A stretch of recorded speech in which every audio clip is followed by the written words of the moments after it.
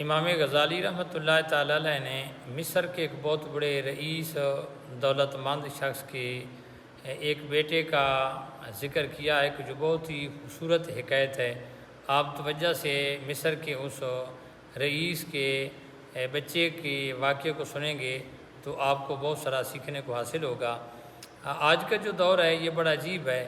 ہمارے ہاں جو بچے کمزور ہوتے ہیں، نالائق ہوتے ہیں، جس کو اسکول کے اندر استاد کہتا ہے کہ یہ چلنے کے قابل نہیں ہے، کمزور ہے، ہم اس کو اٹھا کر دینی مدرسے کے اندر بٹھا دیتے ہیں۔ اسی طرح جو بچہ نابینا ہوتا ہے یا خدا نخواستہ کانا ہو، کانوں سے بہرا ہو، لولا لنگڑا ہو اور وہ دنیاوی تعلیم کے قابل نہ ہو، تو والدین کی سوچ سے دیکھیں کہ مسلمان اسے اٹھا کر ایک دین کے ادارے کے اندر بٹھا دیتے ہیں کہ جی یہ اسکول کے قابل نہیں ہے، یہ پڑھنے کے قابل نہیں رہا، چلو ہم اس کو مدرسے کے اندر ایک حافظ اور قاری صاحب کے پاس بٹھا دیتے ہیں۔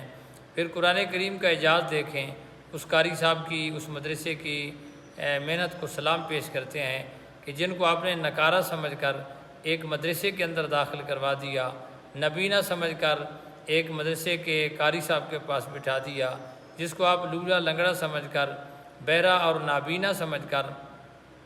اور نالائق اور نکارہ سمجھ کر مسجد کے امام صاحب کے پاس جمع کرا دیا کہ آپ اس کو کچھ صورتیں سکھوا دیں، قرآن کا حافظ بنا دیں۔ پھر اللہ تعالیٰ کا کرم ہوا، اس قاری صاحب نے، حافظ صاحب نے،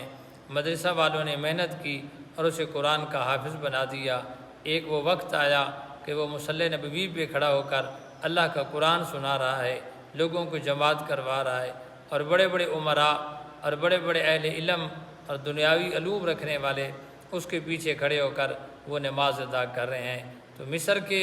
ایک امیر زادے کا واقعہ میں آپ کو جو سنانے لگا ہوں وہ آپ توجہ سے سنیں۔ امام غزالی علیہ رحمہ نے اپنی ایک کتاب کے اندر اس حکایت کو نقل فرمایا ہے کہ مصر کے اندر ایک بہت بڑا امیر تھا، بہت بڑا تاجر تھا، روپے پیسے والا تھا۔ اس کا ایک بچہ تھا جو کہ اس کی آنکھوں کی بینائی کمزور ہونے لگ گئی۔ ظاہر ہے ایک مصر کا امیر ترین شخص ہو تو اس نے اپنے بیٹے کے علاج معالجے کے لیے کوئی کمی نہ چھوڑی، ہر ڈاکٹر کے پاس گیا، ہر معائنہ کروایا، لیکن وقت گزرنے کے ساتھ ساتھ اس کے بچے کی بینائی کمزور ہوتی چلی گئی، اور پھر ایک ایسا وقت بھی آیا کہ اس کے بچے کی بینائی بالکل ختم ہو گئی۔ وہ والدین کے دل پہ کیا گزرتی ہے کہ ان کے بچوں کی بینائی بالکل چلا جائے تو والدین کی پریشانی کا عالم کیا ہوتا ہے۔ اور وہ ایک امیر زادہ تھا، اس نے اپنی دولت کو پانی کی طرح اپنے بیٹے کے علاج معالجے پہ بہا دیا، لیکن ہونا تو وہی تھا جو میرے رب کو منظور تھا۔ وہ اس کی بینائی بحال نہ ہو سکی اور یوں وہ آنکھوں سے نابینا ہو گیا۔ ایک رات محفل لگی ہوئی ہے اور اس مصر کے امیر زادے کے پاس اس کے دوست احباب، قریبی تعلق والے بیٹھے ہوئے ہیں۔ بات چلتی چلتی بات کا رخ اس کے بچے کی طرف پھر گیا تو والد نے کہا کہ میں نے اپنے بچے کو قرآن کا حافظ بنانا ہے، اور میں حافظ بنانے کے بعد اس کو دین کا عالم بناؤں گا۔ تو سب نے تحسین کی، داد دی کہ بڑی بات ہے کہ آپ کا دینی ذہن ہے اور آپ نے اپنے بچے کو قرآن کا حافظ بنا رہے ہیں۔ یوں اس بچے کے لیے ایک اچھے قاری کا انتخاب کیا گیا، اور قاری صاحب نے پھر خوب محنت کی، اسے قرآن کریم کی چند صورتیں سکھوائیں اور قرآن کریم کو یاد کرنے لگ گیا۔ ایک اچھے قاری صاحب اور حافظ القرآن آ گئے۔ وقت گزرنے کے ساتھ ساتھ جو ہی قرآن کریم بچے نے حفظ کرنا شروع کیا، اللہ تعالیٰ کی جو ہے کرم نوازی ہوئی، اللہ تعالیٰ کی رحمت بچے پہ برسی، اور آہستہ آہستہ قرآن کریم کی صورتوں کے اور قرآن کریم کو یاد کرنے سے، قرآن سے اپنا تعلق بنانے پہ اس بچے کی آنکھوں کی بینائی آہستہ آہستہ واپس پلٹنے لگ گئی۔ اب رب بھی مہربان ہوا، والد نے پھر ڈاکٹروں کا سہارا لیا اور قرآن کریم کی برکت سے اور علاج معالجہ بھی ساتھ ہوا تو اللہ تعالیٰ نے کرم فرمایا، اور قرآن کی برکت سے آہستہ آہستہ وہ بچہ بالکل تندرست ہو گیا، آنکھوں کی بینائی واپس آ گئی، اور حتیٰ کہ اینکیں بھی اس کی اتر گئی۔ والدین بڑے خوش ہوئے۔ اس والد کی خوشی کا اندازہ آپ کیا لگا سکتے ہیں کہ جس کے بچپن کے عالم کے اندر اس بچے کی آنکھوں کی بینائی چلی جائے اور پھر اچانک جو ہے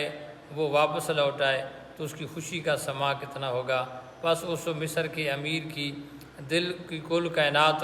خوشیوں سے بھر چکی تھی۔ اس کے آنگن کے اندر خوشیاں ہی خوشیاں تھیں۔ وہ بہت زیادہ خوش تھا کہ اللہ تعالیٰ نے کرم کیا اور میرے بچے کو آنکھوں کی بینائی واپس لوٹا دی۔ اب چاہیے تو یہ تھا کہ اسی خوشی کے عالم کے اندر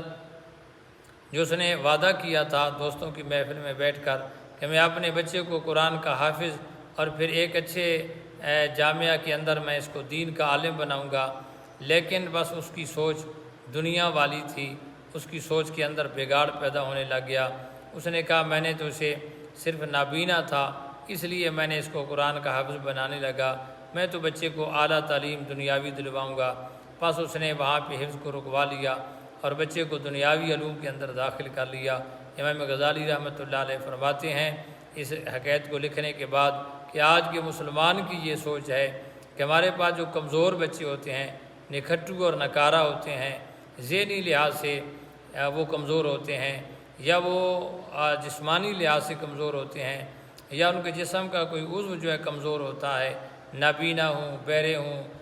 خدا نہ خواستہ لنگڑے یا لولے ہوں، تو ان کو جو اٹھا کر ہم دین کے سپرد کر دیتے ہیں، ان کو ہم دین کے لیے پیش کر دیتے ہیں۔ ہمارے جو کریم بچے ہوتے ہیں،